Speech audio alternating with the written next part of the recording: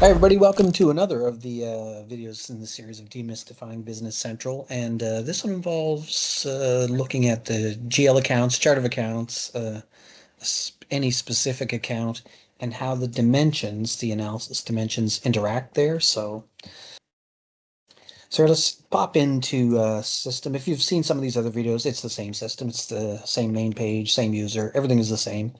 But I'm going to take a look into the chart of accounts and pick on an account. You can see I just used the help.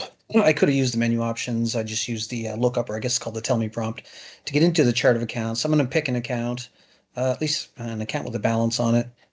1100, let's say cash at bank in this case.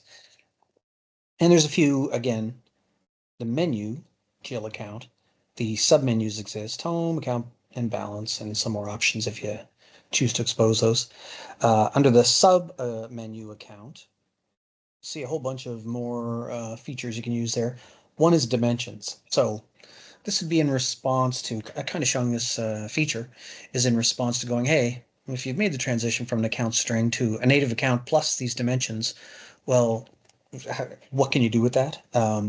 In some cases, you may want or demand a mandatory entry into one of the dimensions, or a series of dimensions when you do any general ledger accounting or any transactions. So this is an attempt to show the flexibility where, say, in a legacy product like Great Plains, and you set up your accounts, if you had a native account and maybe a segment for a location or an office but that account was only used with some of those offices, you still had to set up every single account or every single combination really to have in your chart of accounts. You weren't really able to leave the additional dimensions or segments within a string blank.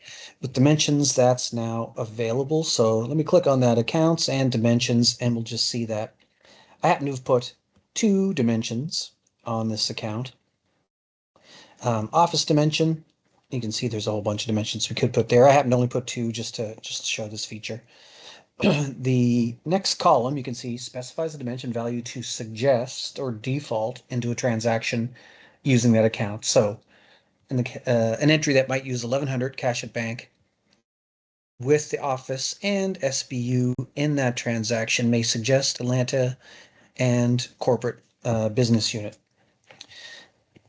After that, so you could suggest that, or you could leave it blank and have it not suggest. Some of the other controls there under value posting, just notice, I guess, so specifies how the default dimension and their values must be used.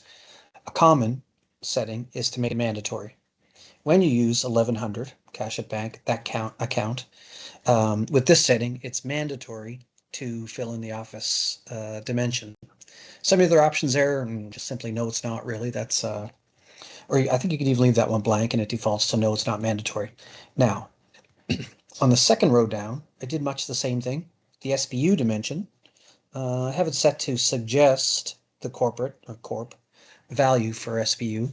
I made it code mandatory. Again, that was just an optional choice.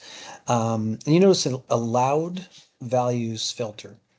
You can make it so it's mandatory, but limited to, in this case, I selected 2 dimension values, either corp or finance. The 2 dots in between really indicates a range. So in my data, alphabetically listing it between corp, there was nothing between corp and finance. So that's one of multiple ways you could set it to the 2 allowed values for that. For any entry that uses 1100 cash at bank and SBU, although defaulting to corp, you may allow it to be set to corp as the default, or change it to finance, but none of the other values allowed in all the dimension values that may be there. I'm going to back out of there, and that's really all there is to this one. Stay tuned for some more on the same topic.